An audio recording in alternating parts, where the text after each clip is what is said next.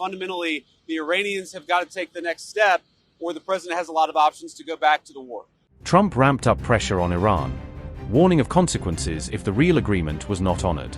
U.S. warships remained deployed across the Middle East as Iran kept the Strait of Hormuz restricted despite ceasefire terms.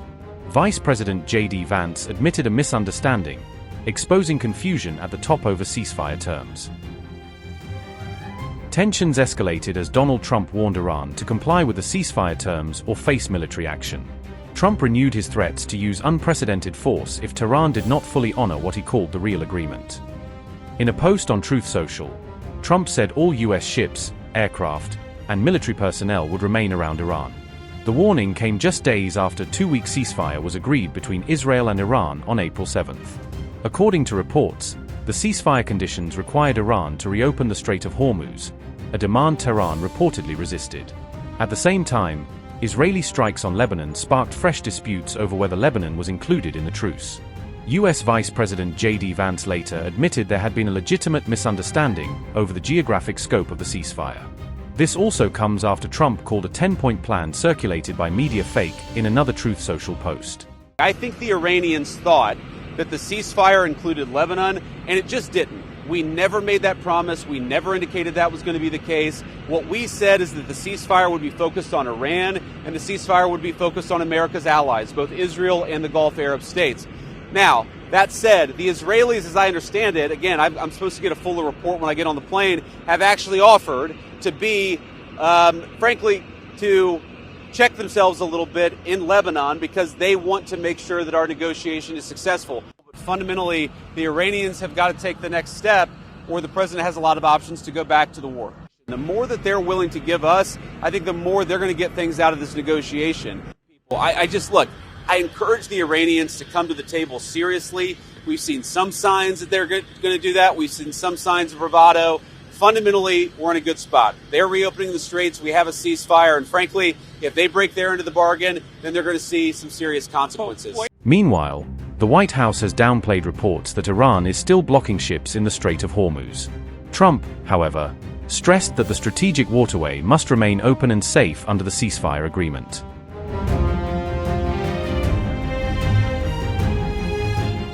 Less than 24 hours after the U.S. announced a ceasefire with Iran, Iranian state media reported that the Strait of Hormuz had been shut down again, reversing a key condition of the truce. The complete and safe reopening of the strait was President Trump's stated condition for the two-week ceasefire, tying the pause in U.S. strikes directly to the free passage of oil shipments. The stunning move came less than 24 hours after the U.S. and Israel publicly backed the truce talks with Iran on March 7th to 8th, raising immediate questions about the deal's stability. The closure happened despite earlier indications that Iran would reopen the vital shipping route as part of the broader agreement, at least for the duration of the two-week pause.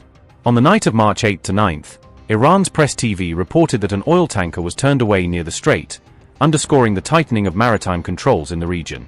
The tanker, named Aurora, made an abrupt 180-degree turn at sea and instead returned toward the Persian Gulf rather than continuing through the strait. The U.S. government has stated that the Aurora is a sanctioned vessel, alleging it is used to transport Iranian oil outside the usual commercial channels. According to reports citing the semi-official Fars news agency, Iran's decision to close the strait was framed as a response to Israeli military operations in Lebanon, not solely to the ceasefire terms. Israel has intensified its strikes on Lebanon in recent days, saying it is targeting Hezbollah positions and infrastructure linked to Iranian support. Reports indicate that Israel launched around 100 suspected strikes on Lebanese territory within a 10-minute window on April 8, suggesting a concentrated, high-intensity campaign. These strikes in Lebanon have reportedly killed over 110 civilians and wounded more than 800 others, drawing sharp condemnation from humanitarian groups. Israeli Prime Minister Benjamin Netanyahu and U.S. Vice President JD Vance have both stated that the America-Iran truce does not apply to Lebanon. The situation has highlighted growing disparities between the sides over whether the ceasefire includes the Lebanon front or only applies to Iran directly. Israeli Prime Minister Benjamin Netanyahu and U.S. Vice President JD Vance have both stated that the America-Iran truce does not apply to Lebanon, treating Hezbollah as a separate conflict. In his public remarks, Netanyahu also warned that Israel could resume full-scale war with Iran at any moment in order to complete the original war goals. We have more goals to complete, and we will achieve them either by an agreement or by renewing the fighting. We are prepared to return to fighting at any moment necessary. Our fingers on the trigger.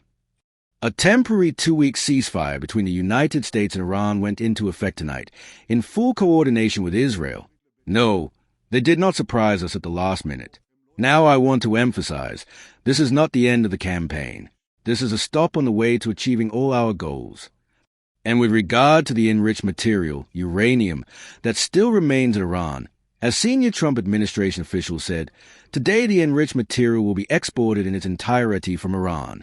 Either it comes out with an agreement or it comes out with renewed fighting. And we see eye to eye on this issue.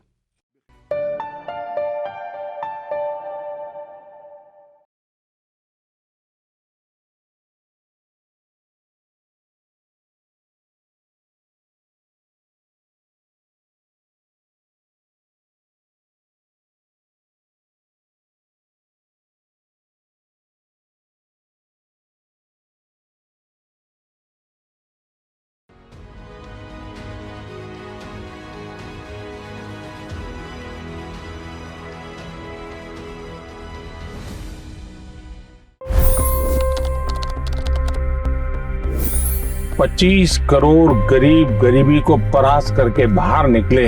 For the good of our nation, let's work together and let's truly make America great again.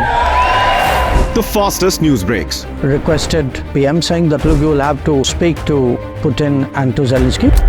The biggest news makers. The relationship with India is probably the most important bilateral relationship the U.S. will have for the rest of this century. The capital delivered quite an election result today. Expert analysis. The million-dollar question today is how to stop this dance of death. Ground reports. I'm standing at the crossroad of the Kumbh Mela. Behind me are more than 100 entry ghats. Long-form interviews. Exclusionary politics is reflected in Manipur case as well. You don't bother because this is a small state. Deep dive into burning issues. It's often said DRC could be the richest country in the whole world. It's because of what sits underneath. Why exactly did the US topple the Sheikh Hasina government? HD videos. We don't just break news, we break it down.